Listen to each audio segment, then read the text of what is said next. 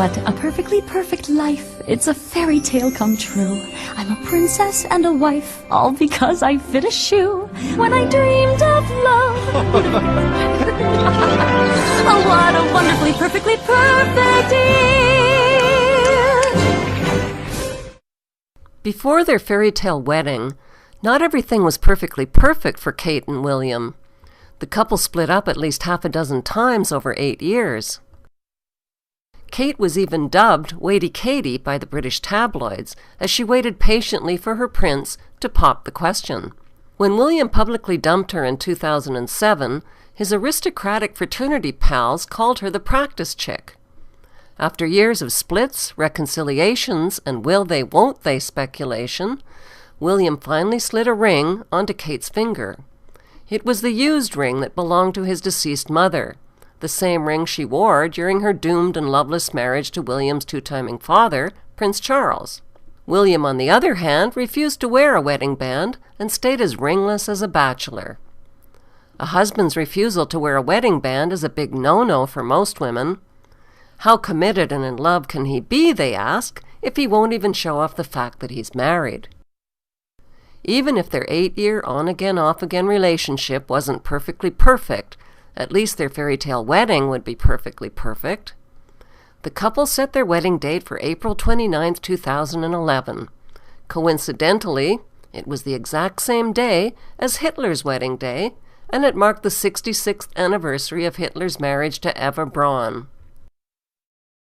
And to watch U.S. television, fawning, Fox, CNN, CBS, all of them. Oh, it's so wonderful. No one in America can wait until next week. The way they're hyping it. 1 week until the royal wedding. This is exciting stuff. I mean, it's hard to, the energy is just palpable. Young couples get married, they're just hoping that some bank will be nice enough to give them a mortgage. Yeah. These folks have a number of palaces to pick from. NBC News is launching a free royal wedding app for the iPad. This is truly a love story that captures everybody's attention.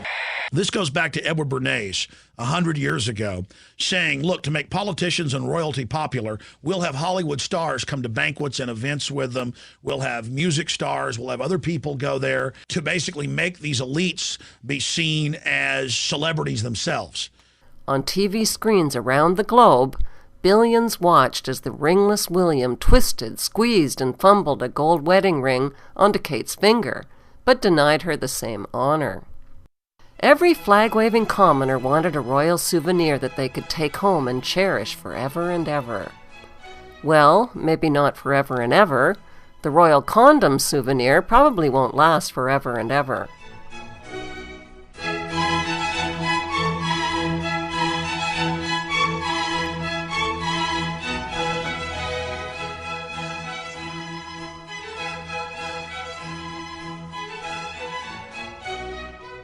Kate and William, the comic book? That's right. Now alongside Spider-Man and Archie, you can find the royal couple.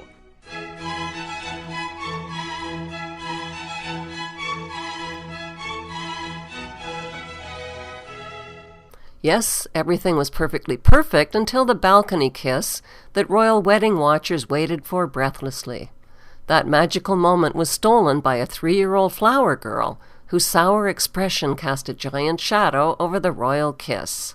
The flower girl is the daughter of Lady Rose Astor, and she is also Prince William's goddaughter. Kate finally bent down and whispered something like, "Put on a happy face and get used to it. You're ruining everything." Why is the pouting flower girl important enough to be named Prince William's goddaughter? Because she's an Astor. Fritz Springmeier identifies the Astors as one of the 13 satanic bloodlines who made billions from opium, slave trading, and loan sharking. His book gives reference documentation of their criminal history. Many within these unsavory power circles were on the wedding guest list, like James Rothschild of the Rothschild-Bankster dynasty. James Rothschild brought along his passed-around girlfriend, Astrid Harbord, who, according to the tabloids, had previously shagged Prince Harry. Also on the guest list was Gary Goldsmith, Kate's uncle. The tabloids report that Uncle Gary is a filthy rich, cocaine-snorting, pill-popping, porn-peddling, foul-mouthed, randy, hedonistic playboy. Here's Kate's uncle at the wedding popping pills with his female escort. Uncle Gary Goldsmith is the younger brother of Kate's mother, Carol Goldsmith. Kate's Uncle Gary was filmed covertly by undercover reporters for the UK's News of the World at his sprawling $10 million villa on the Spanish party island of Ibiza. He named his villa Maison de Bang Bang, which is French slang for House of Sex. Guarded by MI6 agents, Prince William and his bride-to-be holidayed, partied, and yachted at Uncle Gary Goldsmith's House of Bang Bang in 2006. The undercover reporters reported that Kate's Uncle Gary entertains his guests with hardcore porn on a massive 52-inch screen. He supplies pot, cocaine, ecstasy, hookers, and door-to-door delivery. Does anyone really believe that William and Kate just held hands and sipped tea on their Bang Bang holiday? And speaking of uncles, which uncle is slimier, Kate's Uncle Gary or William's Uncle Andrew? Prince Andrew is the brother of William's father, Charles, and the son of Queen Elizabeth.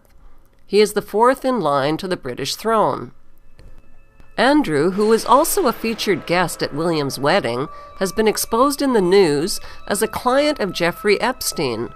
Epstein is a convicted pedophile who served up underage girls to Prince Andrew like lollipops.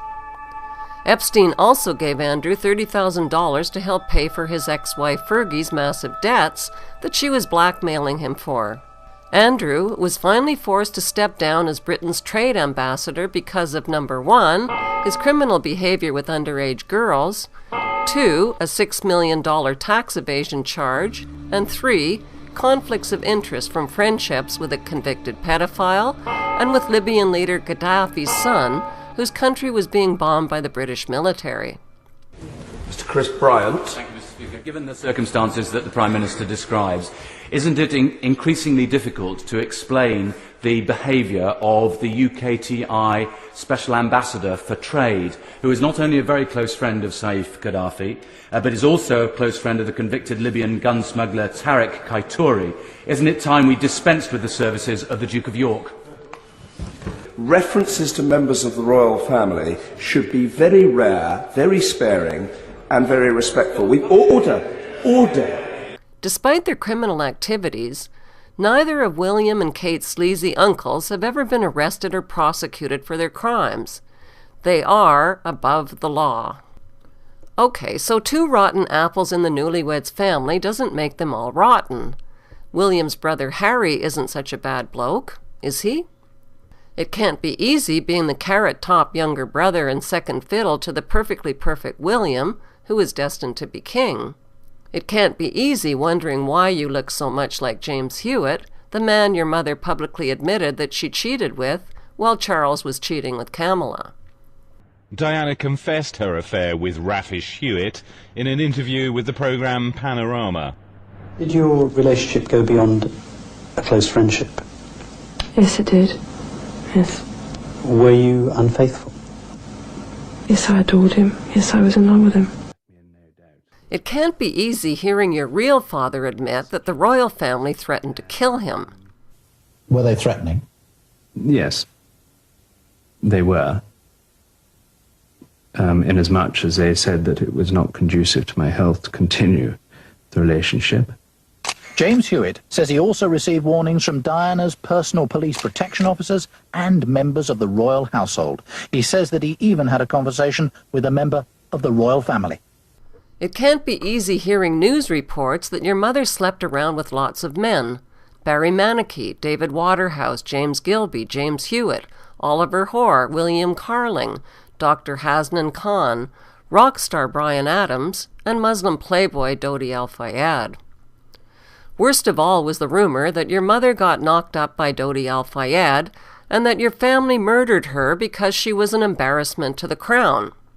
Harry has a lot to be angry about.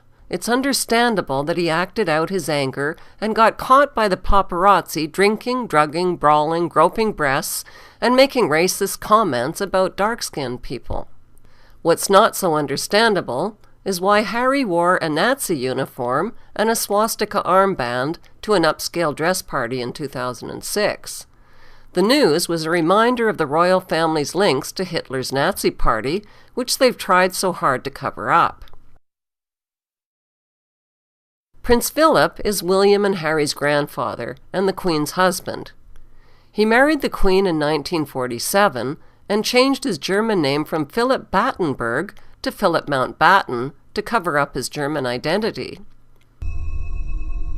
The so-called royal family which triumphed is basically German.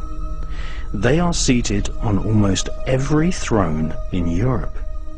They are the Saxe-Coburg-Gotha-Battenberg bloodline, which often intermarries with the Hesse-Kassel German nobility and claim Jewish descent from the royal house of David in ancient Israel.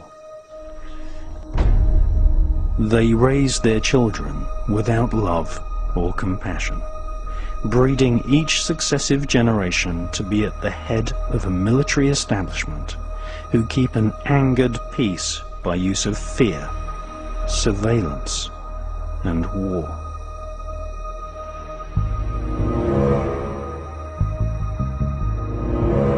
Contrary to what the royal spin doctors have written in the school history books, Queen Victoria was not popular.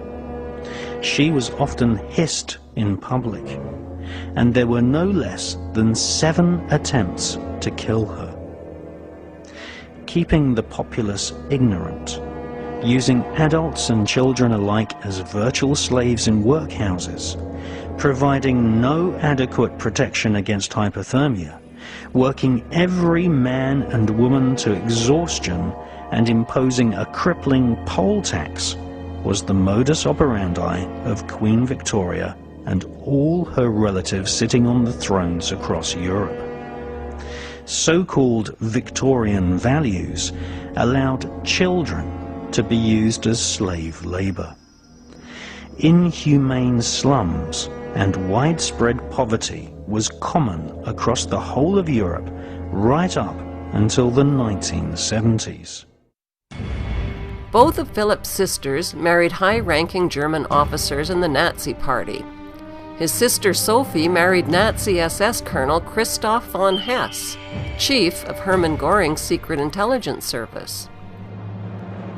Prince Philip's German uncle, Lord Louis Mountbatten, was a central figure in secret communications between the British royal family and their pro-Hitler cousins in Germany.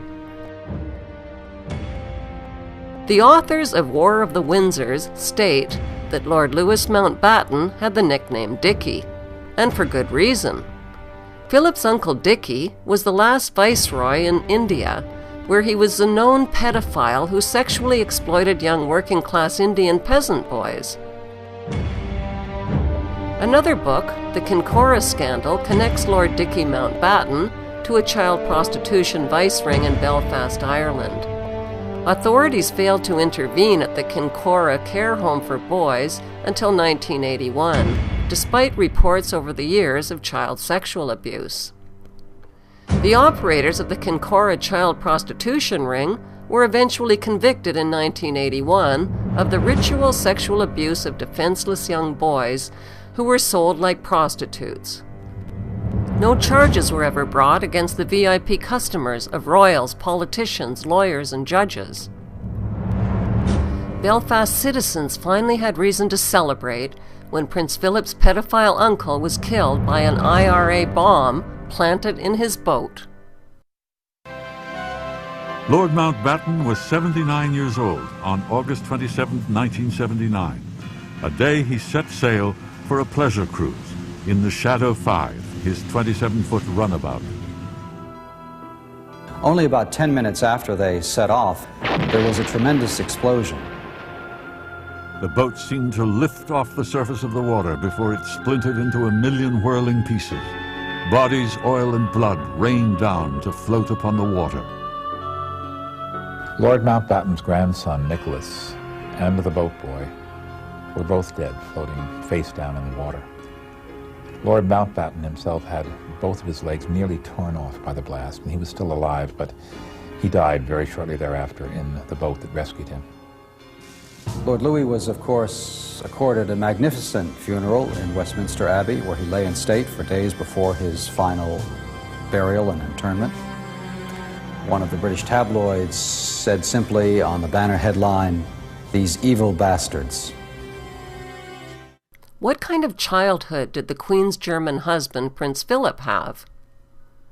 The answer can be found in a biographical book called Elizabeth, Behind Palace Doors.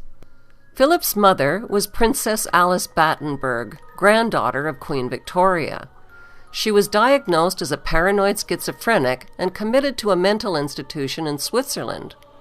Philip's German father ran off with a wealthy mistress, which left the boy parentless. Philip's uncle, George Mountbatten, became his surrogate father and legal guardian. Unfortunately, Uncle George had the same perverse reputation as Uncle Dickie. George Mountbatten kept a scandalous collection of child pornography that he bound into volumes and emblazoned with the family crest. Most disturbing were pictures of family orgies and bestiality in which children and animals were sexual participants. The question is, was George's adopted son Philip a participant? George Mountbatten's porn collection now resides at the British Museum, where it is kept in a hidden repository of artifacts deemed pornographic and unfit for public viewing. It is a well-known fact that child victims of sexual predators commonly identify with their abusers and grow up to become sexual predators themselves.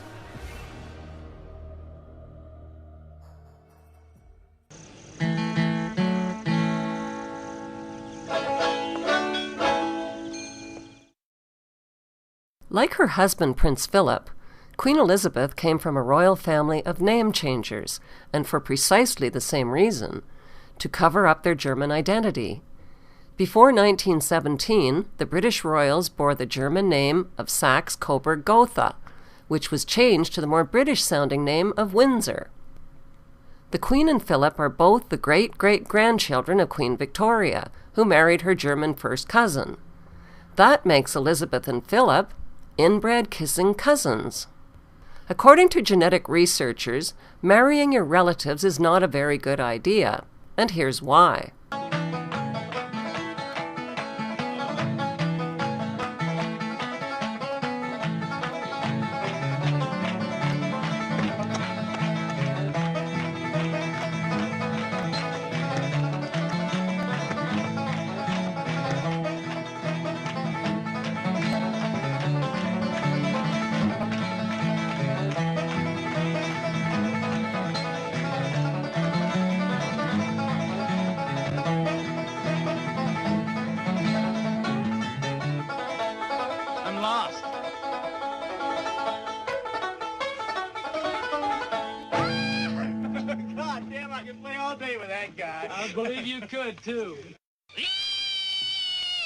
When it comes to inbreeding horror stories, the Ozark Mountain families are no match for the royals.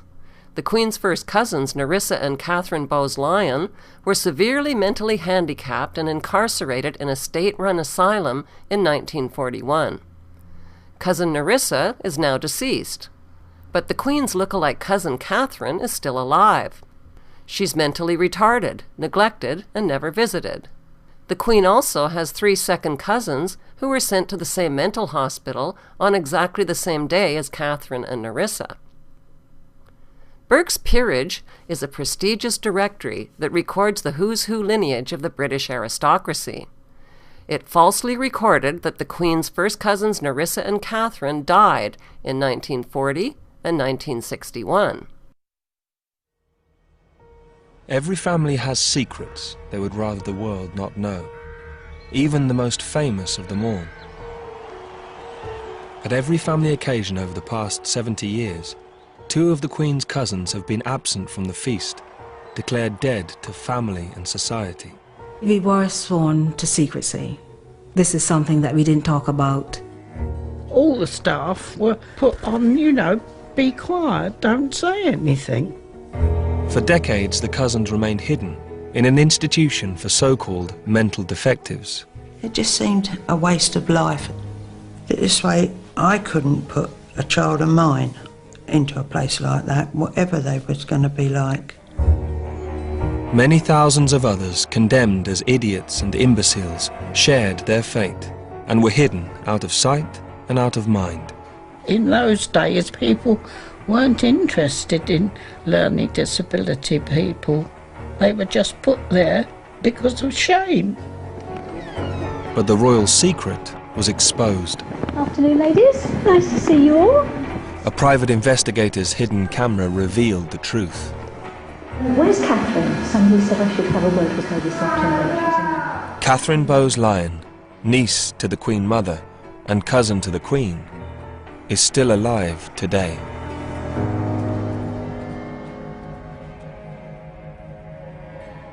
Sheila Rule had cared for Nerissa and Catherine for over a decade and was one of the few to attend Nerissa's funeral.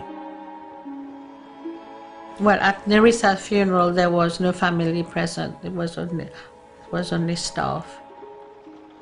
And Catherine went. She didn't cry or anything, but she was quiet. She was quiet. Of course, she must feel like there's something not right. There was no connection with the royalty, and that's no credit to them. They could have given her a very lavish funeral, really, but they didn't. And she had a pauper's grave. The Queen hasn't parted with a single penny to care for her look-alike living cousin Catherine. No birthday gift, no Christmas card, not a single visit from the Queen or royal family in 60 years. Nerissa and Catherine are not the only mentally defective relatives of the Queen. The Queen's great-uncle, Prince Albert Victor, was mildly retarded and partially deaf. He was also a suspect in the murderous rape of slum prostitutes using a carving knife. The Queen's grandfather, King George V, had an epileptic son.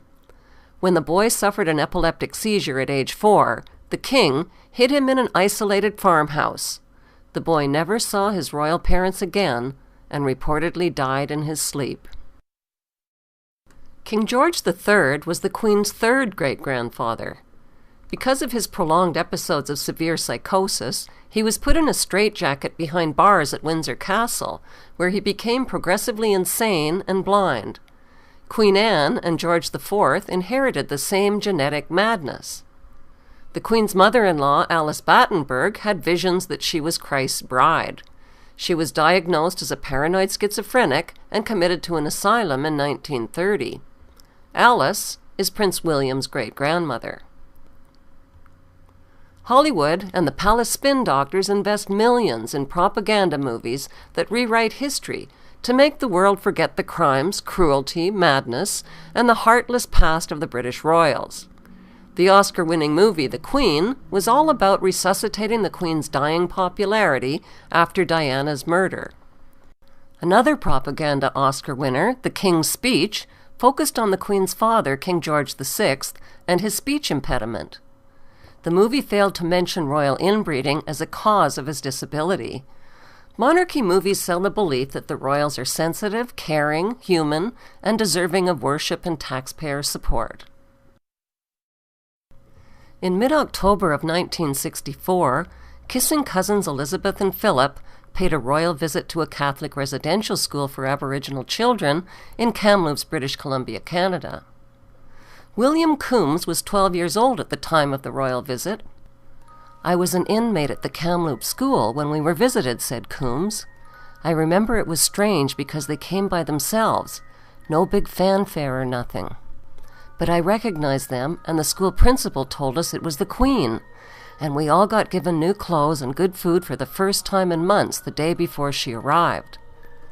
The day the Queen got to the school, I was part of a group of kids that went on a picnic with her and her husband and some of the priests. We went down to a meadow near Dead Man's Creek. I remember it was weird because we all had to bend down and kiss her foot, and she was wearing a white lace boot. After a while, I saw the Queen and her husband leave the picnic with 10 children from the school, and those kids never returned.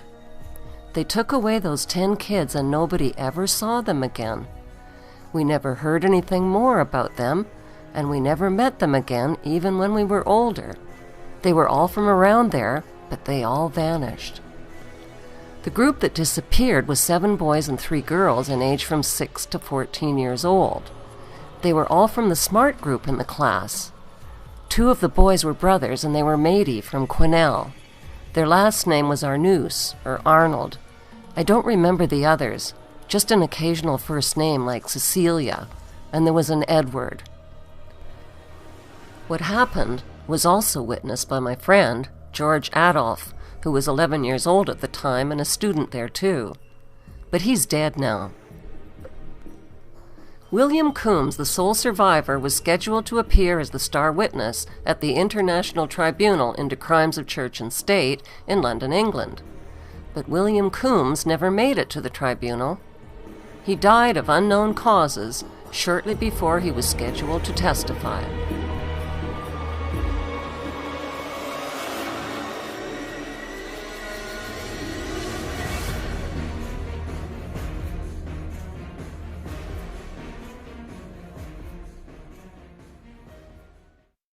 Reverend Kevin Annett, a former minister of the United Church of Canada, believes that William Coombs was murdered to stop him from speaking out about the royal abductions and other crimes of murder and torture that he had witnessed at the school. In a nutshell, what happened was I was letting people speak from the pulpit about the crimes I'd seen in the residential school, the murders and that.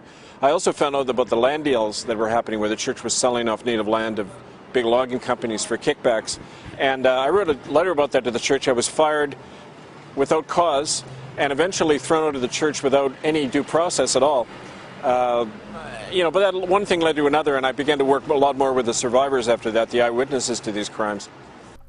The Queen and Philip's trip to Canada isn't the only shopping trip they took in the 1960s. In 1961, the couple went on another shopping spree, not for children this time, but for tigers and elephants.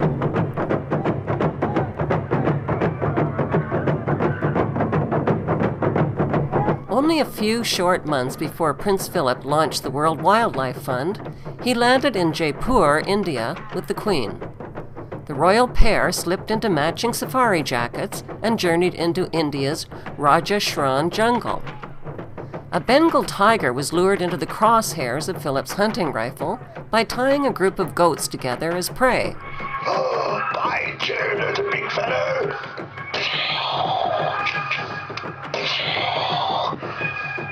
Philip shot and killed the defenseless animal, which is on the endangered species list and is facing extinction.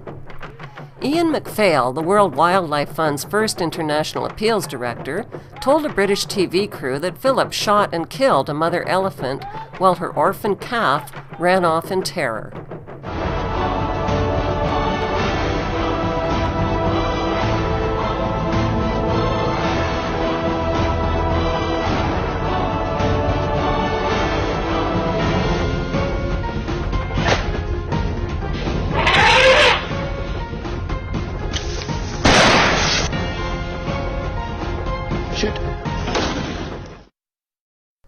Prince Philip co-founded the World Wildlife Fund in 1961 with former Nazi SS officer Prince Bernhard of the Netherlands.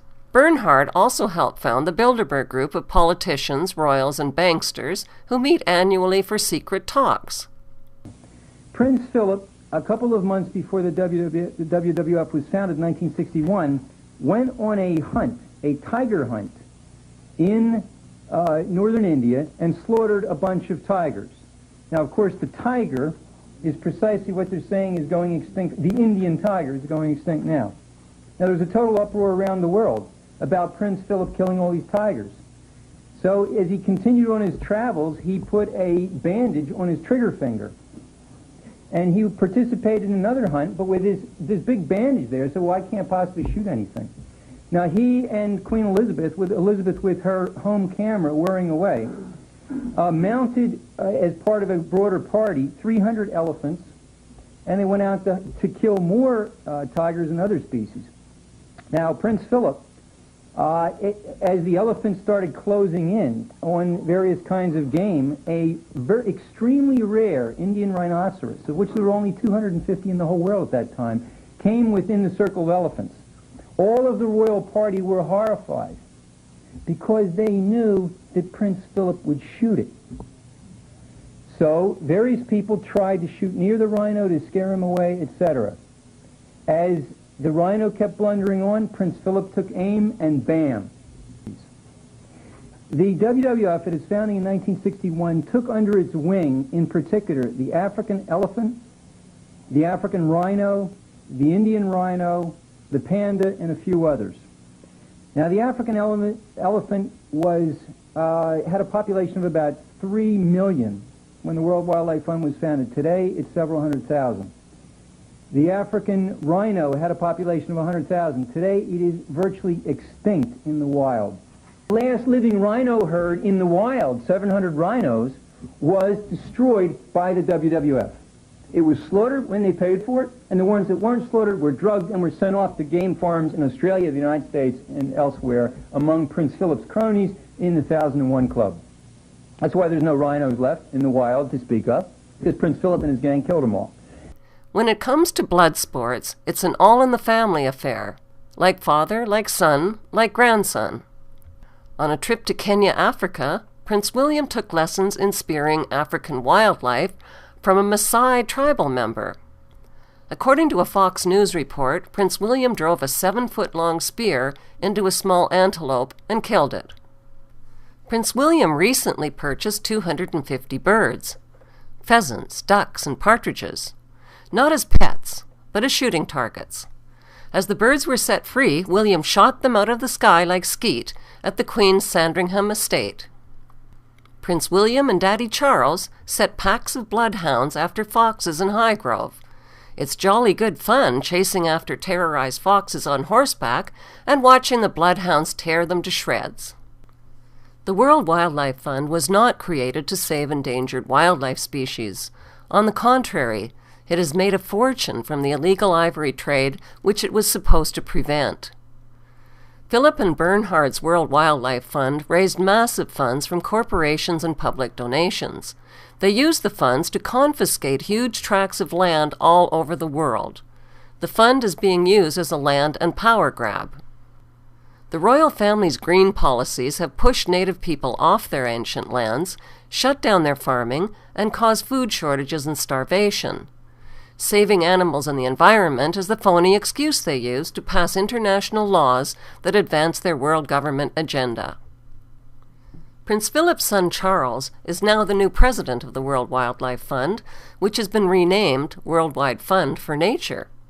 It is one of the largest contributors to human and animal depopulation. The so-called conservation parks in Africa and elsewhere are covertly used to train terrorist groups and mercenaries. These paid mercenaries cross borders, start civil wars, and commit genocide in places like Rwanda and Kenya.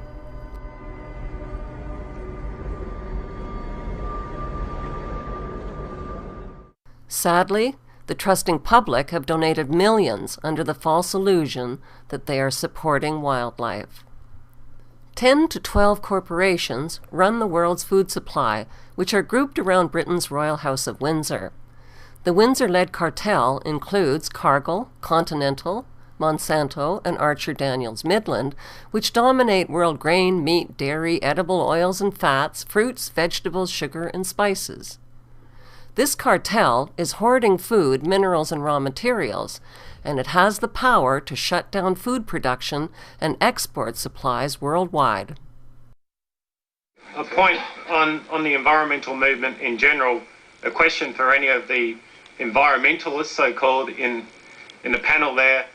Prince Philip was one of the key founders of the Green Movement. He said that if he were to be reincarnated, he'd want to be reincarnated into a deadly virus to solve the overpopulation problem. Well, the point is that the Green Movement was founded by those in the eugenics movement. This is Hitler, Nazi race science, and this will destroy Africa. Can anyone make a comment? Prince Philip Mountbatten, alias Battenberg, and the power elite view themselves as inheritors of the earth. Culling the population through eugenics is their answer to freeing up planet Earth's resources that are being consumed by what they consider racially inferior commoners and useless eaters.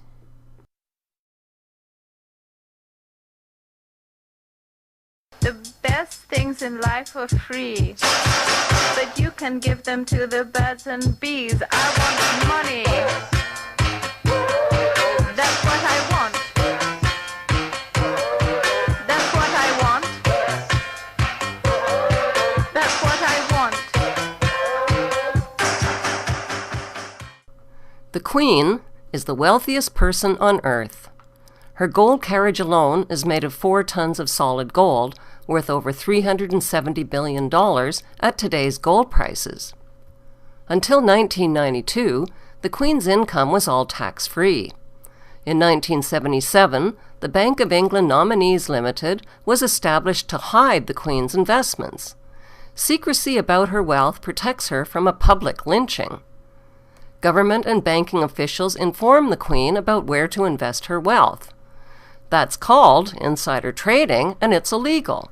But the Queen gets away with it scot-free. Why? Because she's the Queen, and she's immune to prosecution. The Queen owns more than 300 residences, including castles and palaces, crown jewels, over 27,000 masterpieces, prize racehorses, and a fleet of Bentleys and Rolls-Royces. Her colossal wealth also includes crown land and investments that she inherited from her black nobility ancestors. The Queen's Crown estate includes over 50% of the UK's coastline, as well as Regent Street and Windsor Great Park. Her trillions in wealth are passed down to her descendants, untaxed. Would British tourism collapse if the monarchy was abolished?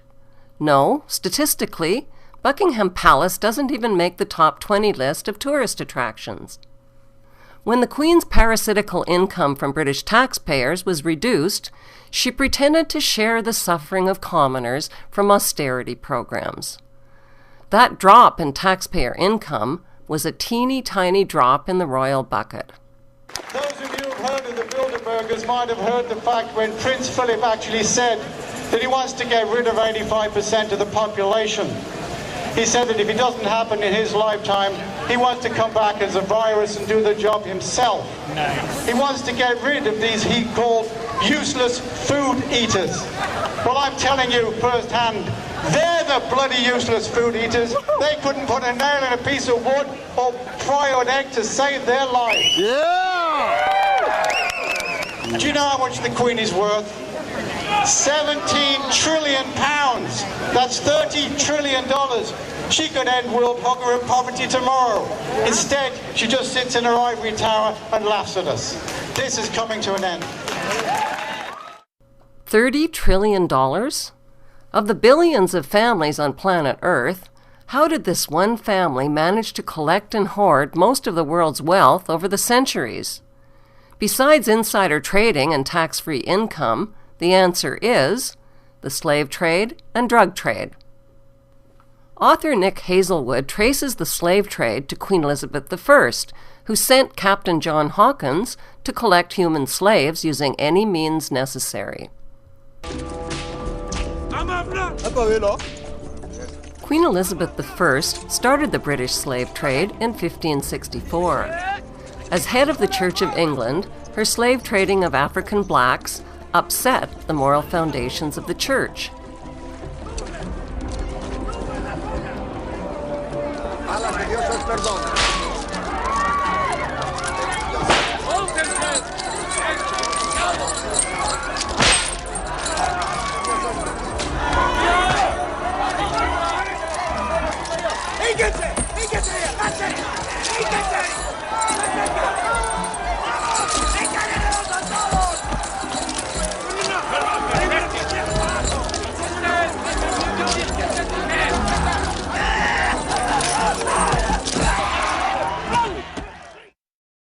Queen Elizabeth II is now head of the Church of England.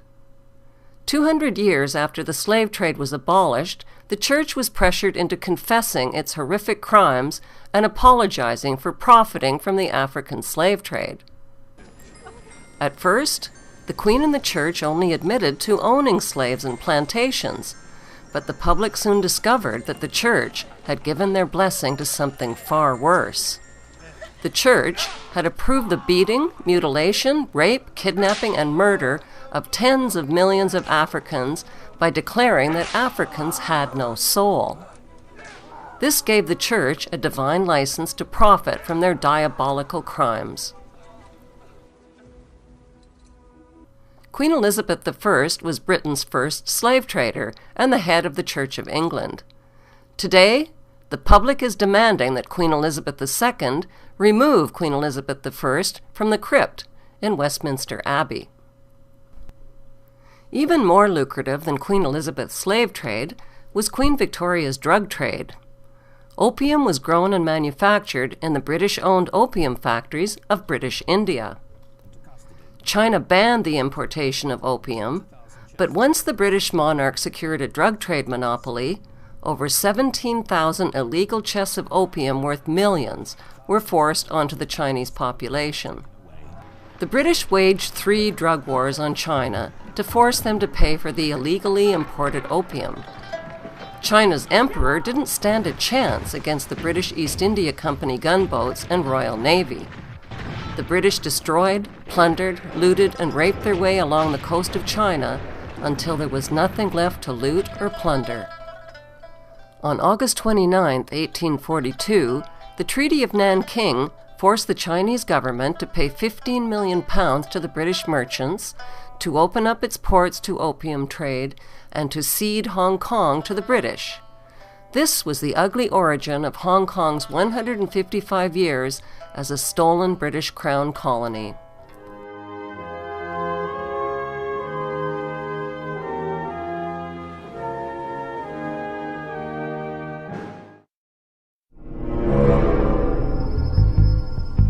There are people who believe that they have a God-given right to rule over others.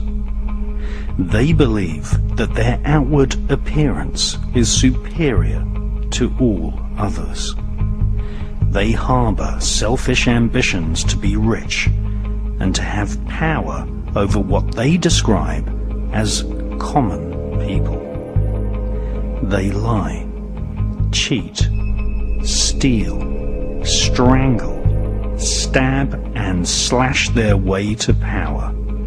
They believe that their actual willpower, what the British occultist Aleister Crowley described as the will of Thelema, the royal will, must be obeyed. Literally millions of people have been slaughtered at the behest of the royal lust for war. And thousands of people have been assassinated so that demonic dukes and killer queens can reign supreme. This cabal of crowned killers use the global network of secret societies, loosely described as the Illuminati, to do their bidding and killing.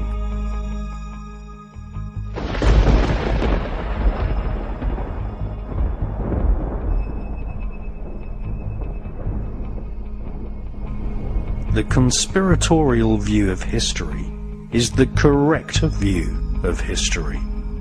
Conspiracy to grab property, conspiracy to make illegal profits, and conspiracy to assassinate has been the driving force behind the royal political elite for thousands of years.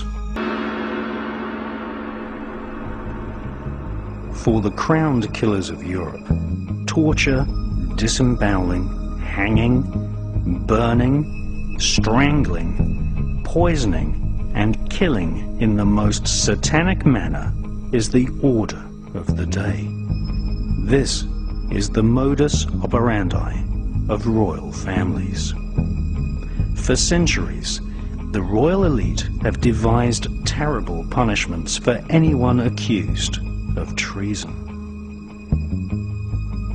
The monarchy reserved the most disgusting forms of torture and death for those who questioned the royal will.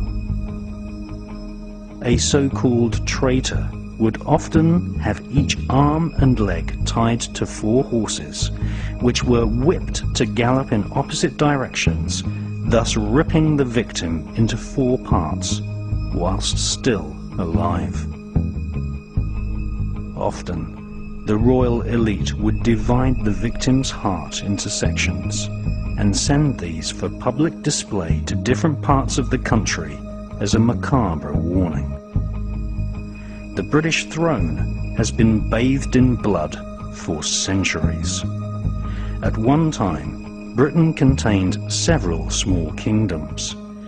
These small kingdoms, ruled over by an intermarried, self-elected elite, were gradually amalgamated into the single monarchy which rules over Wales, Scotland, Northern Ireland, England, Canada, Australia, New Zealand, and secretly controls the United States of America. The United States was founded on July 4th, 1776 in resistance to the hegemonic, despotic, tyrannical rule of King George III and the abuse against the colonies. And most of the British Parliament was against going to war with their fellow Englishmen because the king was unpopular there as well. It was known that he was a German king, his father being brought over to rule England. These people could barely speak English. Nothing against Germans, but you don't see me going over to Germany to rule them. The very essence of July 4th and 1776 is resistance to the disgusting House of Windsor. They didn't get that name until around World War I, because before that they were known as the Saxe-Coburg-Gothas. Notice that we hear their names. Prince William. You never hear his last name, do you? The slave public, many of them in England, who support these people, don't even know their last names because they don't want you knowing their last names. 3 times in the last 3 years, the Parliament in Canada hasn't done what the Queen of England wants, so she suspended them, shut down the Parliament. Happened in the late 70s in Australia. This is a tyrannical group pushing eugenics, population reduction, all the carbon taxes.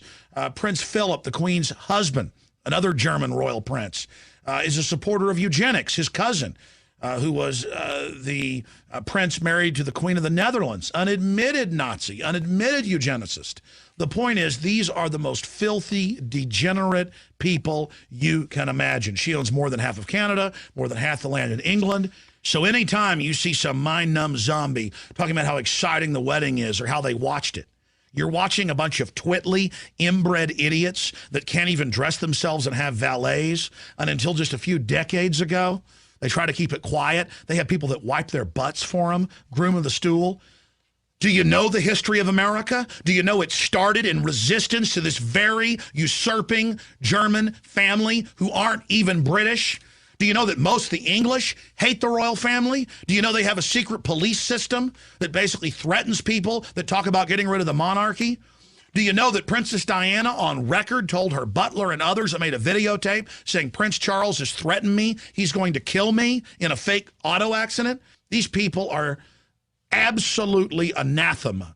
And the servile folks that have been raised to worship these people and all the little old ladies that think it's cute, well, that's why we're enslaved. That's why our country's bankrupt. That's why we're going to hell in a handbasket, because you've forgotten what it is to be an American. Or perhaps you were never even taught. But now you're going to learn what it's like to be a subject, a slave.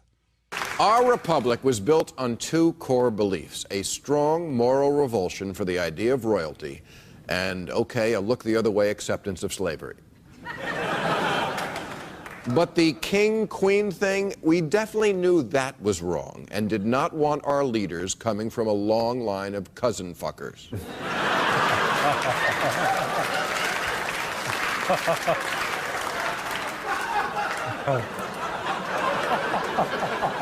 Americans get so excited when they meet royalty, but the royal protocol should be offensive to any free humanist. When you meet the princess, bow slightly at the waist, don't look in her eye, do not offer your hand unless she offers her first. Gosh, I hope all that blends well with my protocol, where the people I meet have to blow me. Where the fuck you get off talking to people about me behind my back going over my head? What people? What people would you think? I wasn't gonna find out? I don't even know what you're talking about, Nick. No? You said I'm bringing heat on you? I gotta listen to people because of your fucking shit? You're ordering me out? You better get your own fucking army, pal. I didn't do anything. I mean, I didn't order you or anybody. I only told Andy Stone that you had a lot of heat on you, and that was a problem. You want me to get out of my own fucking town? Yeah, I said let the bullshit blow over for a while so I can run the casino. Anything goes wrong with the casino, it's my ass. It's not yours, it's my ass. I don't know whether you know this or not, but you only have your fucking casino because I made that possible. I'm what counts out here, not your fucking country clubs or your fucking TV shows. And what the fuck are you doing on TV anyhow? You know, I get calls from back home every fucking day. They think you went batshit. I'm only on TV because I gotta be able to hang around the casino. You understand that? You know that. Fucking ass. You could have had the food and beverage job without going on television. You wanted to go on TV. Yeah, I did want to go on TV. That way I have a forum. I can fight back. I'm known. People see me. They know they can't fuck around with me like they could if I was an unknown. That's right. You're making a big fucking spectacle of yourself. Me? I wouldn't even be in this situation if it wasn't for you. You brought down so much fucking heat on me. I mean, every time I meet somebody here, the big question is, do I know you? Oh, sure. Now you want to blame your fucking license on me. No, Nicky, when you asked me if you could come out here, what did I tell you? I mean, you asked me, and I knew you were going to come out no matter what I said, but what did I tell you? Do you remember what I told you? Do you remember what I told you? 1 minute. I asked you, when the fuck did I ever ask you if I could come out here? Get this through your head, you. Get this through your head, you Jew motherfucker, you. You only exist out here because of me. That's the only reason. Without me, you, personally, every fucking wise guy still around, I'll take a piece of your fucking Jew ass. Then where you gonna go? Your fucking warrant don't ever go over my fucking head again. You motherfucker, you. What we need to stand up and say is not only did they attack the USS Liberty, they did 9/11. They did it. I have had long conversations over the past 2 weeks with contacts at the Army War College, at Headquarters Marine Corps, and I've made it absolutely clear in both cases that it is 100% certain that 9/11 was a Mossad operation, period. First, the disbelief, and what I show them immediately afterwards is an interview with a demolitions expert named Danny Jawenko, and it shows the third building at the World Trade Center going down. And they look at that, and I said, now you understand that if one of the buildings was wired for demolition, all of them were wired for demolition.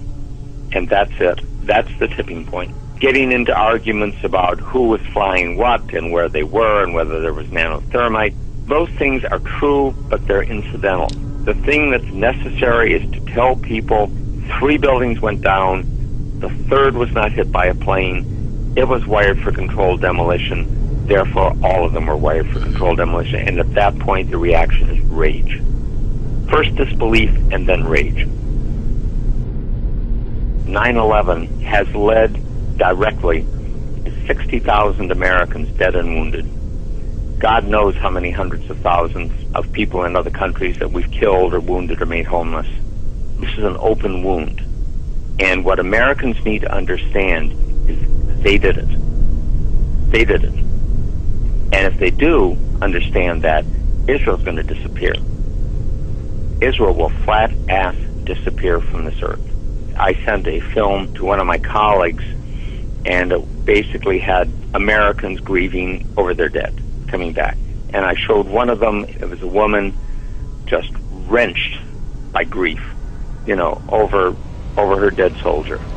And I said, you know, if Americans ever know that Israel did this, they're going to scrub them off the earth. And they're not going to give a rat's ass what the cost is. They are not going to care.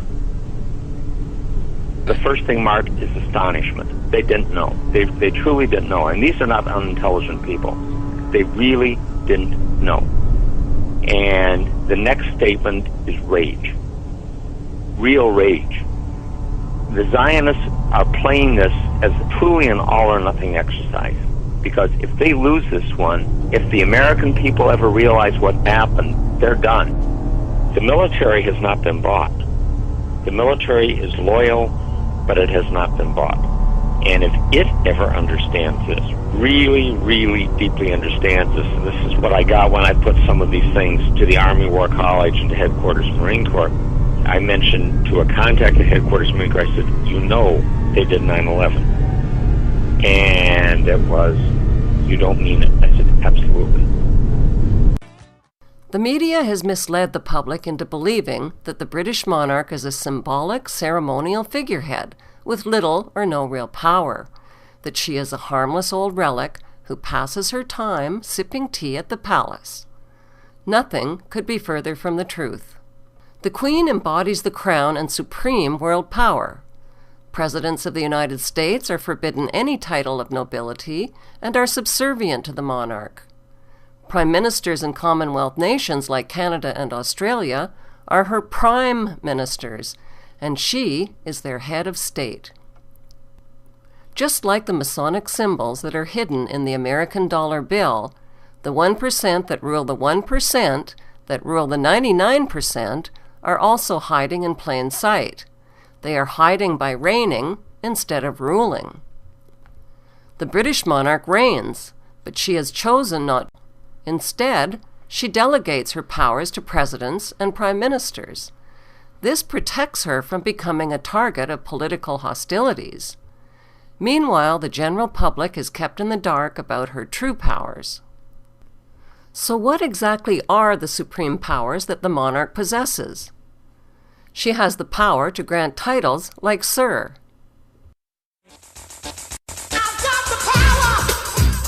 The Queen has the power to call elections and dissolve Parliament. She can dismiss prime ministers and the government. She can declare a state of emergency and command the armed forces. She can even declare war through her prime minister without even the consent of Parliament. There's a reason why the Queen's image appears on more coins, stamps, and paper currency than any other head of state in world history.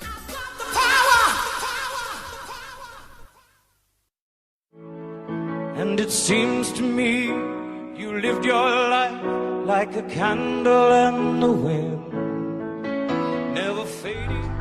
In my opinion, there can be no doubt that she was actually murdered.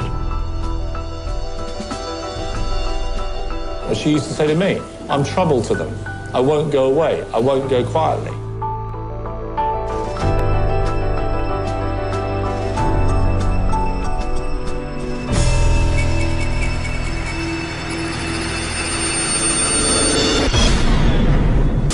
I think it was murder. Historically, the relationship between the royal family and the courts has been difficult, mainly because every judge has taken an oath of allegiance to the Queen. The British establishment think that they have got away with murder, but then what's new? They've been getting away with murder for centuries. I don't think many people would want me to be Queen. Actually, when I say many people, I mean the establishment that I'm married into. If Princess Diana had survived the car crash, she might have been present at her son's wedding, but she wouldn't be 37 anymore. The public was outraged when Newsweek magazine published a computer-generated photo of Diana as she would have looked today in her 50s. Who is Princess Diana, and how did she get mixed up with the world's most heartless, power-crazed inbreds? Officially, Diana's father was the 8th Earl John Spencer. He was a descendant of the 5th Earl John Spencer, who was a groom of the stool. What, pray tell, is a groom of the stool? A groom of the stool is responsible for stools, the kind you sit on and the kind you expel. In other words, a groom of the stool wipes royal bottoms. The 5th Earl John Spencer wiped the ass of His Highness the Prince of Wales from 1862 to 1866. And we've done deep research on this. They still have their butts wiped for them. Now, if you don't believe me, you Google groom of the stool. You cannot make this up. You will be reading mainstream university websites, mainstream news articles. It's called the groom of the stool. And a British lord follows the queen or king, depending on what it is around, follows them around, and they set up in this big cabinet, and they have to fly it around with her. This has been on the news. That's why they fly it around. They claim they stopped it in 1906, but deeper research shows they're just very quiet about it, and millions of pounds are spent a year to move this portable toilet around because it's got to be big enough. She goes up on a throne and craps. I'm sorry. This is real, folks. I'm not groom of the stool. Google it. And they wipe her fat butt. Would Charles, who is today's Prince of Wales, marry and mix his family's precious royal blood with Diana if she was from a bloodline of lowly asswipers? Of course not.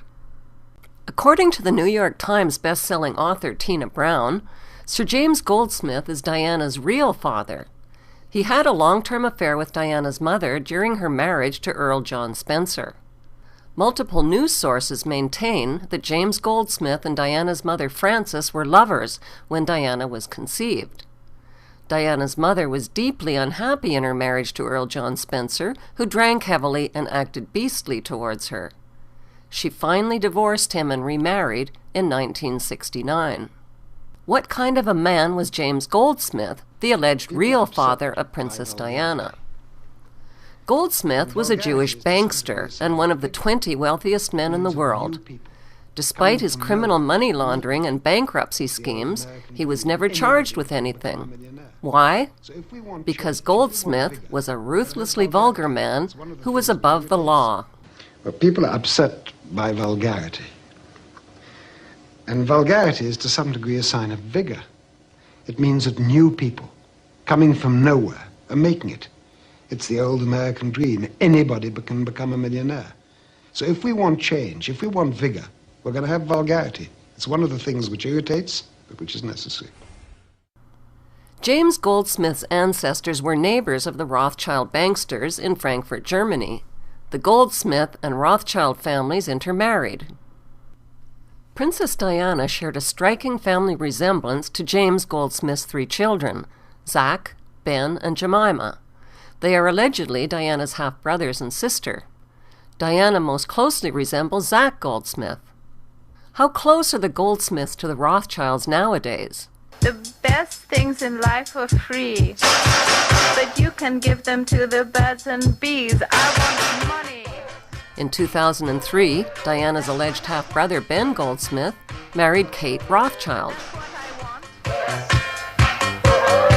That's what I want. Your love gives me such a thrill, but your love won't pay my bills. I want money. Diana's other alleged half-brother, Zach Goldsmith, is a wealthy British MP who inherited $600 million from Daddy Goldsmith. He has been living with his mistress, Alice Rothschild. This Rothschild-Goldsmith couple is also expected to marry. Jemima Goldsmith was Princess Diana's very best friend and confidant.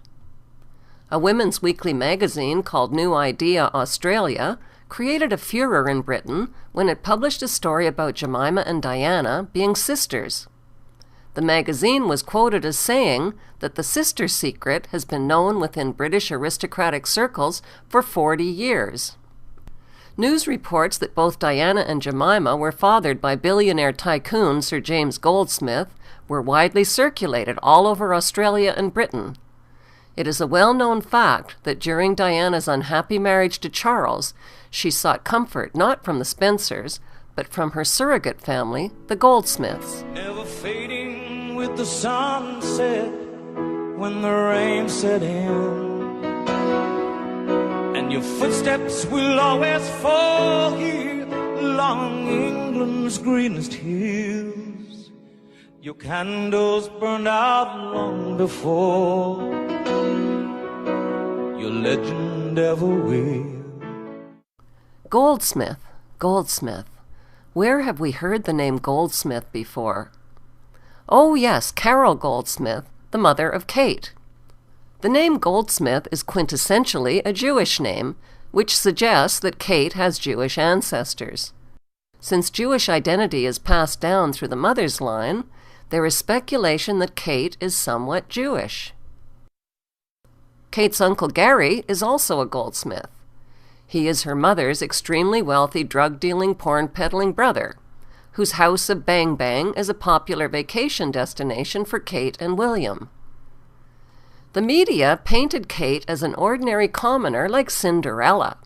But how many ordinary commoners have a mother with enough influence and money to send their daughter to the same posh university as Prince William? Yes, Kate's mother is a Goldsmith, all right, and there's plenty of evidence that William's mother, Diana, was also a Goldsmith. Do William and Kate have a common ancestor? A goldsmith from Frankfurt, Germany, perhaps? That would make Kate and William kissing cousins like Philip and Liz. Now that Kate is married to William, what is her married surname? Since William is the son of Prince Charles, who is the son of Prince Philip Mountbatten, whose real German surname is Battenberg, then technically William is a Battenberg, and so is Kate. Diana's family story wouldn't be complete without viewing her mother's side of the family tree. Diana's mother's name is Frances Roche. Her grandmother, Ruth Roche, served the Queen as a woman of the bedchamber. Where did the name Roche come from? There is speculation that Princess Diana is a descendant of Jacob Frank, the infamous 18th century rabbi who claimed to be the reincarnation of the false Jewish Messiah, Sabbatai Zevi. Jacob Frank had a son named Rochus Frank, who reversed his name and became known in Europe as Frank Roche. Diana's mother's name, Frances Roche, is the female equivalent of the name Frank Roche. I'm gonna be a mighty king, so enemies beware. Well, I've never seen a king or beast with quite so little hair. Oh, I just can't wait to be king. For Charles, the royal marriage to Princess Diana on July 29, 1981, had nothing whatsoever to do with love. It was an arranged marriage for the concealed purpose of joining the Windsor bloodline with the Goldsmith-Rothschild bloodline. When an interviewer asked the royal couple if they were in love, Diana shyly answered, "Of course." And Charles rudely answered, "Whatever in love means." And I suppose in love. Of course. Whatever in love means. In November of 1981, the palace announced that the princess was pregnant. Diana's struggle with her health proved doubly difficult. Sick the whole time, bulimia and morning sickness. People tried to put me on pills to stop me being sick. I refused to take the responsibility that if the child appeared handicapped, I wasn't going to take responsibility. Her eating disorder was a well-known fact in the royal household. The bulimia was evident, I think, to anybody who'd known her before and then subsequently saw her, and she became thinner and thinner. New Year's 1982. Just 5 months into their marriage, pregnant Diana was feeling wretched. Their relationship continued to unravel. She felt Charles was incapable of understanding her turmoil. She threatened to take her own life. Charles said I was crying wolf, and I said I just felt so desperate, and I was crying my eyes out. And he said, "I'm not going to listen, you're always doing this to me." He said, "I'm going riding now." So I threw myself down the stairs, bearing in mind I was carrying a child. Queen comes out, absolutely horrified, shaking, she's so frightened. I knew I wasn't going to lose the baby, quite bruised around the stomach. And Charles went out riding, and when he came back, you know, it was just dismissal, total dismissal. It was one of several half-hearted suicide attempts she would make over the next decade. She revealed on the tapes that she had tried to cut her wrists and had thrown herself into a glass cabinet at Kensington Palace. I was very ill. We were trying to hide that from everybody. I had to come down for treatment because I was so depressed, and I was trying to cut my wrist with razor blades. And she recalled another incident. After 5 years of being married, my sister Jane came up to see me, and I had a V-neck on and shorts. She said, "Dutch, what's that marking on your chest?" And I said, "Oh, it's nothing." She said, "What is it?" And the night before, I wanted to talk to Charles about something. He wouldn't listen to me, he said I was crying wolf. So I picked up his penknife off his dressing table and scratched myself heavily down my chest and my both thighs. There was a lot of blood, and it hadn't made any reaction whatsoever. Suicide attempts are desperate calls for help. It didn't much matter, Diana said. No one was listening. The media interest in the impending birth was intense. So much so that Diana couldn't handle the pressure and wanted labor to be induced. But she recalled, it was difficult to schedule a birth date around the father-to-be's polo matches. When we had William, we had to find a date in the diary that suited him, his polo. William had to be induced because I couldn't handle the pressure any longer. It was becoming unbearable. It was as if everybody was monitoring every day for me. Anyway, the boy arrived, great excitement, thrills, everyone was absolutely on high as a kite. We found a day that Charles could get off his polo pony for me to give birth. That was very nice, felt very grateful about that. As Britain celebrated its new heir, He's in marvellous form. Diana retreated into depression. Came home, and then postnatal depressions hit me hard. And it wasn't so much the baby that had produced it, it was the baby that triggered off all else that was going on in my mind. Boy, was I troubled. The birth of Prince William Arthur Philip Louis Windsor on June 21, 1982, was not a natural birth. It was an induced birth on the summer solstice, when Druids, witches, and Satanists gather and celebrate at pagan sites throughout Scotland, England, and Wales. The intense celebrations carried on far into the night, with sexual orgies, sacrifices, black masses, and satanic worship on the longest day of the year.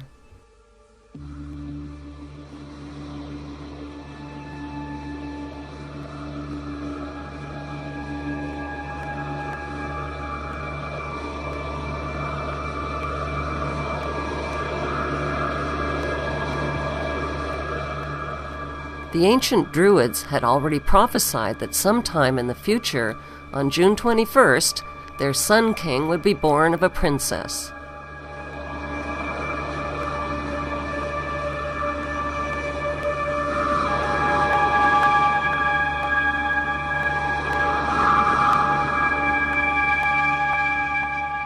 William's induced birth was not only accompanied by a solar eclipse, but by an even rarer lunar eclipse and by strange alignments of the stars and planets. Diana was the name of the ancient moon goddess who gave birth to the sun.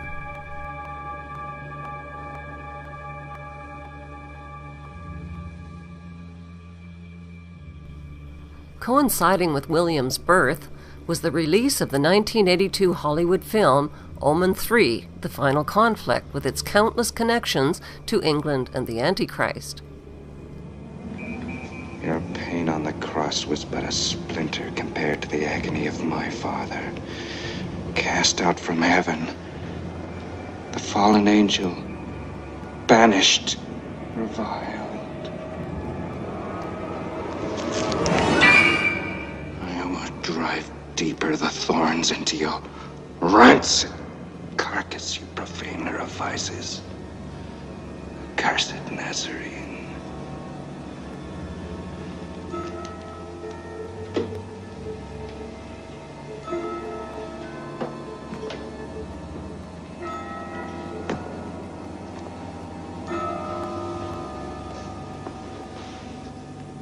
O Satan, I will avenge thy torment by destroying the Christ forever.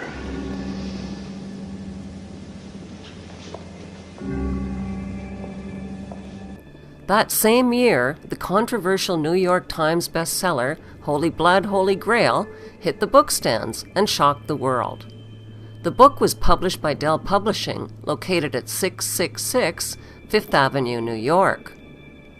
The authors released documented evidence that Jesus did not die on the cross, and that he lived to marry and father a child.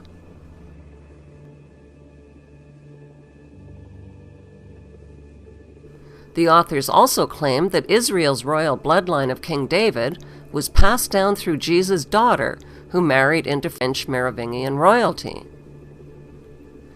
Kitty Kelly's book, The Royals, reveals that the late Princess Diana was a descendant of the Merovingian kings. The book suggests that Diana is a carrier of the holy bloodline of Christ. To the occult mind, Diana represents the Holy Grail. She is the receptor of Christ's blood, which is said to have survived the ages. The Knights Templar and secret brotherhoods are reportedly the unseen hands that have protected the holy bloodline through the rise and fall of empires, until it reaches its final recipient, who will rule in the name of Christ. Sir Lawrence Gardner is the best-selling author of Bloodline of the Holy Grail. Gardner claims the resurrection of Jesus was a hoax perpetrated by the church. The church falsified the gospel record so they could justify their existence as holy mediators between the people and the resurrected Christ. Dan Brown's explosive bestseller, The Da Vinci Code, sold over 80 million copies and was translated into 44 languages. The book reaffirmed that Jesus fathered a child with Mary Magdalene and that his bloodline was passed down to European royalty. But the book didn't say which European royalty. They let the audience take a wild guess. What messages did the Da Vinci Code and movie sell to audiences around the world? Message number 1. The Holy Grail is not a physical cup. The Holy Grail is a woman, namely Mary Magdalene. The Holy Grail cup symbolizes her womb and the surviving bloodline of Christ. Message number 2. Mary Magdalene was not a prostitute. That story was invented by the church to hide the intimate relationship between Christ and Mary Magdalene. Message number 3. The Grail relics hidden by the Knights Templar included documents and the actual bones of Mary Magdalene as proof. Message number 4. At the time of the crucifixion, Mary Magdalene was pregnant. After the crucifixion, she fled to Gaul, which is now France, where she gave birth to a daughter named Sarah. Message number 5. Sarah eventually married into Merovingian royalty. The Merovingians are carriers of the holy bloodline of Jesus and Mary Magdalene. Message number 6. To this day, the Knights Templars are devoted to returning a descendant of Christ's lineage to the throne of Jerusalem. They have passed on the secret through an underground network of secret societies that include the Priory of Zion. Leonardo da Vinci was a member of the Priory of Zion. Message number 7. Da Vinci knew the Grail secret, and he coded it into his masterpiece painting, The Last Supper. The figure seated next to Jesus is not a man, but a woman. She is Jesus' wife, Mary Magdalene. Another world-famous artist also hid the Grail secret in his work. Frederick Bartholdi was a 33rd degree Freemason. He was commissioned by the Freemasons of France to create a monolithic statue as a gift to the Freemasons of America. Like Da Vinci, Bartholdi's masterpiece hid the secret in plain sight. He created a statue of Mary Magdalene in an advanced state of pregnancy. The statue has nothing whatsoever to do with liberty.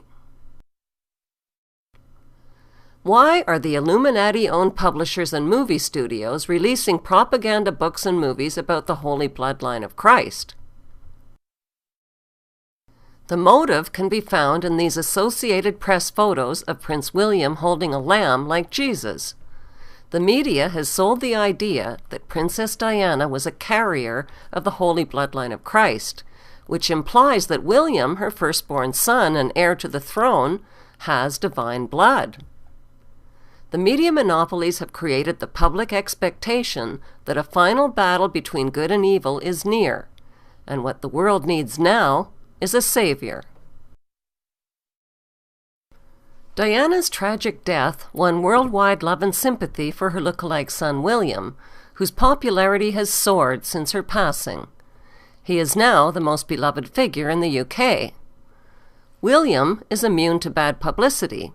The Rothschild-controlled Associated Press have protected him from all criticism, scandal, and tabloid attacks on his character.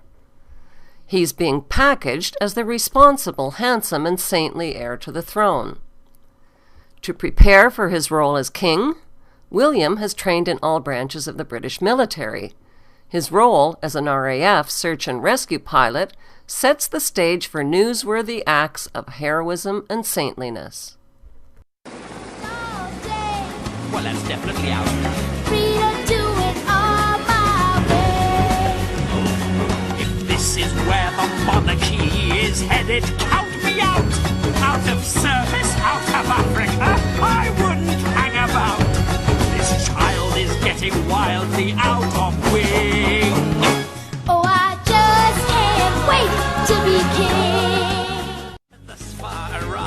an inspiring thing. Oh, I just can't wait to be king. What would life be like living under one world government ruled by a world king? Who are the candidates that the entire world would be willing to unite under and accept as their world king and savior? Bible prophecy reveals that the coming world king is the Prince of Darkness or Antichrist. He will ascend to power on a platform of peace and will claim to be humanity's savior, but he will be a counterfeit savior. He will bring about peace by disarming the world of its weapons of war. In so doing, he will hold the power over one world government and one world army. Biblical prophecy scholar and author Dr. Joy Pugh believes she has uncovered the true identity of the Antichrist through her exhaustive research. Dr. Joy is the author of Eden, The Knowledge of Good and Evil, and Antichrist, the cloned image of Jesus Christ. What really happened in the Garden of Eden is very different from the apple and snake story that many have been told in Sunday school, says Dr. Joy. She believes that Eve bore a son, Cain, with the serpent, which produced a lineage of satanic hybrids. Dr. Joy is convinced that the Shroud of Turin is a legitimate artifact. She believes it is the linen cloth that Jesus was wrapped in following his crucifixion. Is the shroud an authentic imprinted image of Jesus Christ? Scientists and researchers are still debating the issue, and the Catholic Church hasn't made up its mind.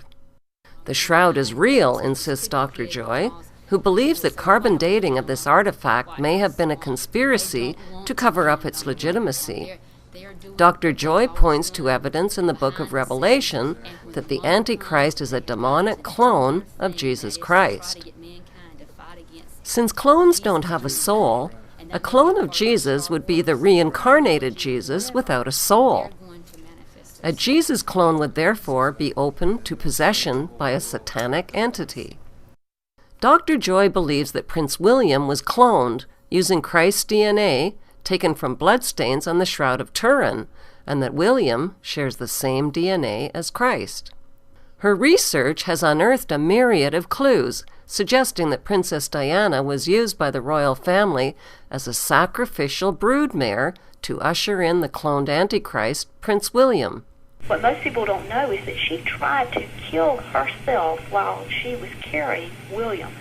And she tried several times to do it, to the point that she threw herself downstairs to try and kill him, as if something she knew was wrong about all this. But at the same time, they put her on all kinds of medications, and they doped her up, and they did all this kind of weird stuff. But I find it interesting that when she delivered him, that she began to seem like that you could tell that there was already a problem between her and Charles. So it's almost like Charles had done his duty, and he was through with her.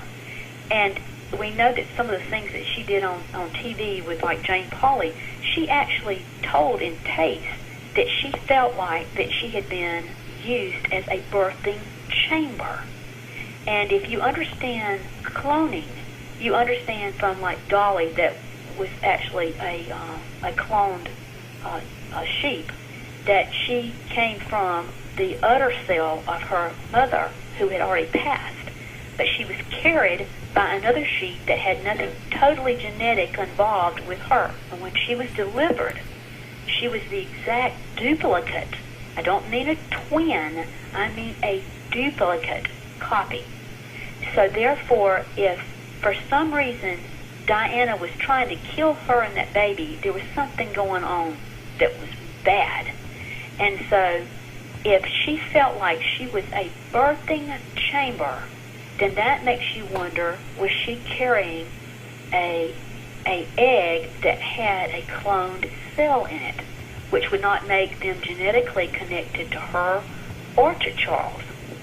And this is very interesting in the fact that they named him William Arthur. And if you look at his name, Will, Diana would not call him William, she called him Wills. She left off the I-A-M. which, if you say that, is I am. And what did God call himself? I am. What is William's second name? Author. I am author.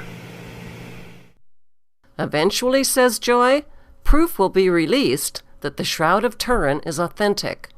She predicts that when Prince William's DNA is proven to match Christ's DNA, the public will mistakenly embrace and worship this counterfeit Messiah. If Prince William is a clone of Jesus, as Dr. Joy suggests, he would be an identical physical copy of Jesus. Jesus is illustrated in religious art as a dark-haired, dark-eyed Hebrew. William, on the other hand, has fair hair, blue eyes, and German Aryan features. Prince William is, in all likelihood, the biological son of Princess Diana and Prince Charles, whose arranged marriage joined the German Saxe-Coburg-Gotha bloodline with the German Goldsmith-Rothschild bloodline. The propaganda that William is a descendant of Jesus Christ through his mother's Merovingian bloodline is just that. Propaganda. It's a hoax that's been foisted on the public by the media through movies and books like The Da Vinci Code and Holy Blood, Holy Grail. The public has been primed for the arrival of a Messiah Savior based on the manufactured belief that the holy lineage of Jesus has survived the ages through the Merovingian kings. To sell the hoax that William is a descendant of Jesus and Mary Magdalene, the media would need to deliver reliable and convincing proof. The public would need to witness William's Christ-like ability to perform miracles, like healing the sick or raising the dead. His job as an RAF search and rescue pilot is a perfect vehicle for staging a miracle rescue. The public would also need DNA evidence that William's DNA is linked to the DNA of Jesus and Mary Magdalene. The holy DNA could be retrieved from a number of sources. The Shroud of Turin is one DNA source. The presumed remains of Mary Magdalene are another DNA source. Mary Magdalene's arm is preserved at Vézelay, France, and her skull is encased in a marble sarcophagi at Saint Maximum la Sainte Baume, France. Another DNA source is a tooth of Mary Magdalene's, which is encased in a reliquary at the Metropolitan Museum of Art in New York. Once a genetic match is made and authenticated for the public record, William would be embraced by the Christian world. Many will view him as the returned Savior and Messiah. As a descendant of Jesus Christ and a proponent of world religion, William would also be accepted by Buddhists, Hindus, and the Eastern world, where Jesus Christ reportedly lived, studied, and preached Eastern philosophy. William's alleged pedigree as a descendant of the Davidic tribe of Judah would win his acceptance among Jews worldwide. He would also be accepted by worldwide Freemasonry and secret societies, which he is a member of. When William's mother reportedly died in a Paris car crash in the arms of a Muslim man, the hearts of the entire world went out to him, including the Muslim world, where he is adored.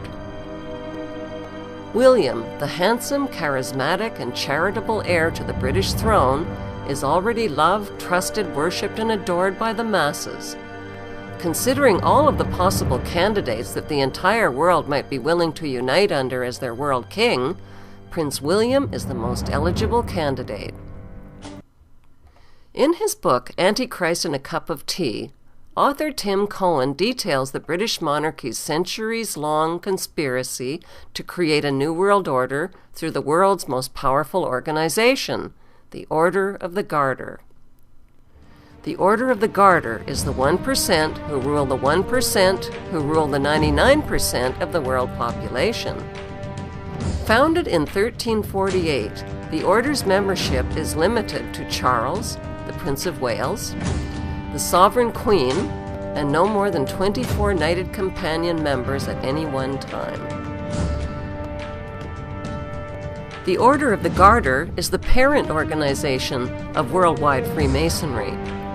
When a Mason receives his 33rd degree, he swears allegiance to the Order of the Garter. The Order of the Garter is the absolute core leadership of the Priori of Zion, the Knights Templar, Scottish Rite Freemasonry, the Rosicrucians, and the powerful Committee of 300. This medieval order is a precursor to the coming establishment of the New World Order Round Table.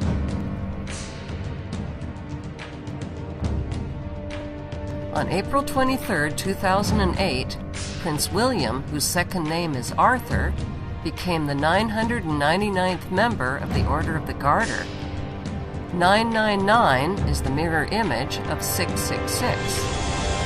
News sources reported William was the 1,000th member instead of the 999th member after the name of the founder was added on. The Knights of the Order of the Garter would serve as the Knights of King Arthur's Circle of the Round Table once Prince William Arthur is crowned Divine King and World Ruler. The motto of the Order of the Garter is an evil curse, Honi soit qui mal y pense, which means, evil unto him who thinks evil of it. The it refers to evil itself, so the true translation of the curse is, evil unto him who thinks evil of evil. The garter is an emblem of a witch's coven and of witchcraft, which was practiced by the founder of the order, King Edward III. Prince Charles' coat of arms incorporates the Order of the Garter motto and emblem as well as the red dragon. The red dragon is mentioned only once in the book of Revelation to denote Satan. The scriptures describe the spirit of the Antichrist as a red dragon rising up from its otherworldly abyss and, foreknowing its target, possesses the prince and gives him his power and his throne and great authority. A red dragon is found in the top right quadrant of the shield on William's coat of arms, but it's partially hidden by a white horn. In the book of Revelation, the beast is described as being like a leopard, with the feet of a bear and the mouth of a lion. On the left side of William's coat of arms, the beast that is holding up the shield fits the biblical description perfectly. The beast has the body of a leopard, the feet of a bear, and the mouth of a lion. At the top of William's coat of arms is another lion. This dominating lion symbolizes the one world ruler who is the king above all kings. Notice how this ruling lion is detached, like the capstone of the Egyptian pyramid on the US dollar bill. It is waiting to be attached when the world king starts his rule. The unicorn on the right side of William's coat of arms symbolizes purity of heart and imagination. The unicorn is chained, which symbolizes the bondage of the heart and mind. Note how the chain leads from the unicorn's crown to the earth and binds it. The unicorn is the counterfeit Christ, says Tim Cohen in his book, The Antichrist and a Cup of Tea. The book of Revelation predicts that the beast will force everyone to receive a mark on their right hand or forehead. Today, the mark of the beast is an implantable satellite-linked microchip called the X mark, which stores your financial, medical, and personal history and can track you anywhere on the planet. It is capable of enslaving the world so that no one can buy or sell or even participate in society without being marked. Prince William had an electronic chip implanted in his right hand in 1995. Let's take another look at the AP photos released by Buckingham Palace of William holding a lamb like Jesus. Notice how William is symbolically holding up the cloven hoof of the lamb. Satan is commonly illustrated with cloven hooves. Prince William is being promoted as the Lamb of God, like Jesus, in the Associated Press photo. Art and literature describe the Antichrist as handsome and charming and a master of lies and deception. Why is Prince William holding up a cloven hoof in the photograph? Those with knowledge of the occult understand the message in this photo, which identifies William as the Antichrist. On June 9, 2011, Prince William and Kate attended an elite royal gala event at Kensington Palace. The overhead hologram appears to be a demon eating the head off of a lamb.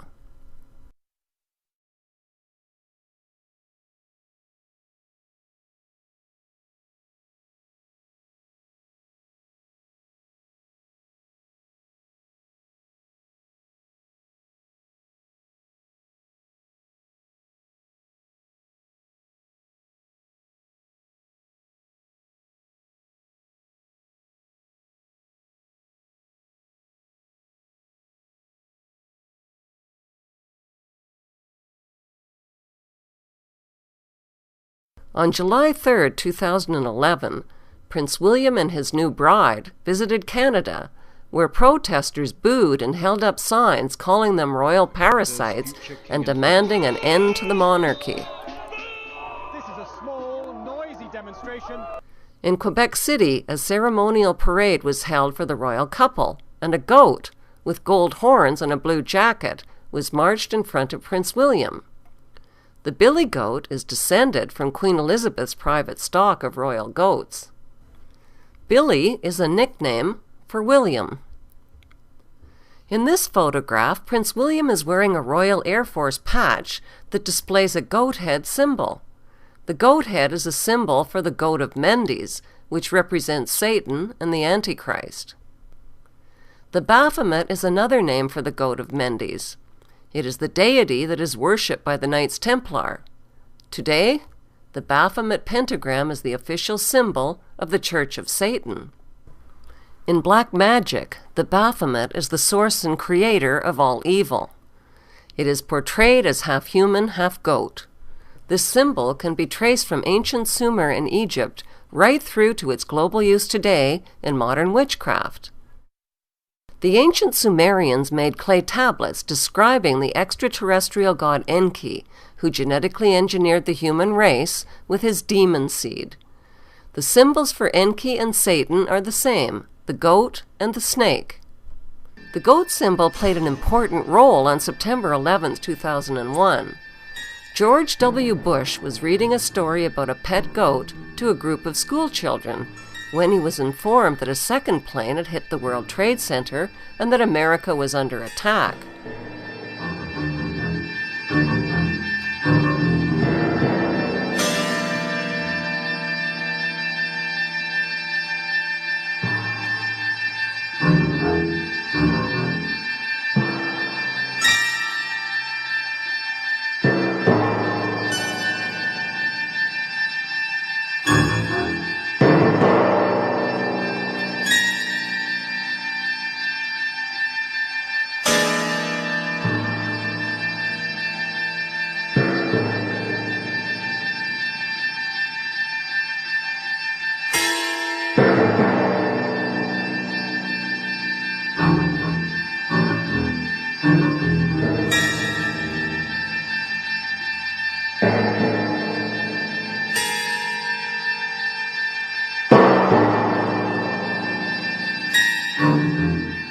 Look closely.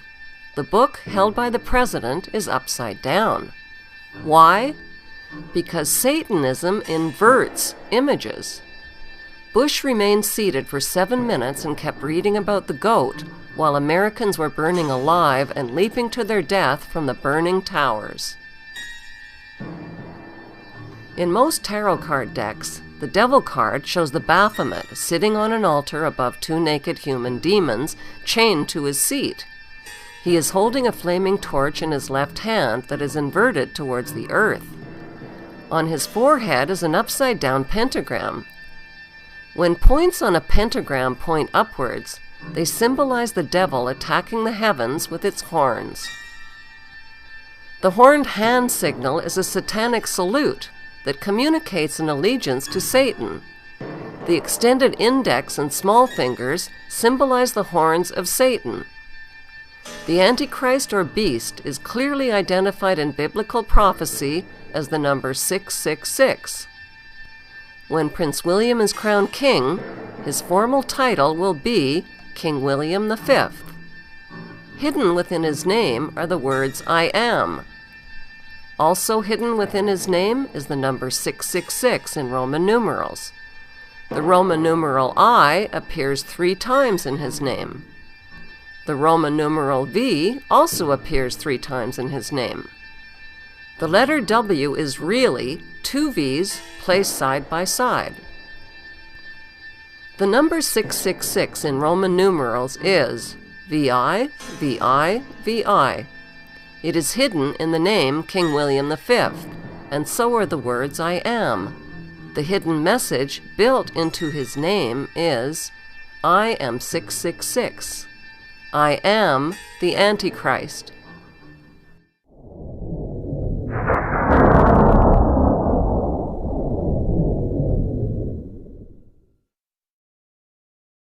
What hymn did the ruling family sing on William's wedding day in Westminster Abbey?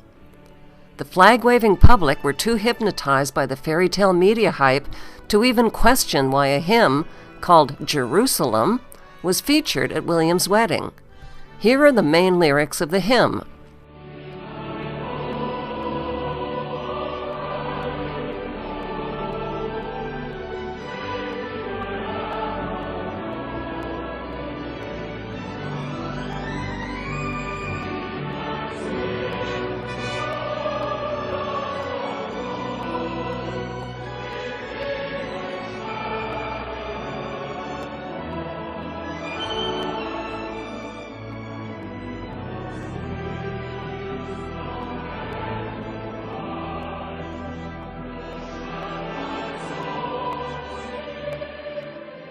Why are the ruling family singing about the fight to build Jerusalem at William's wedding of the century?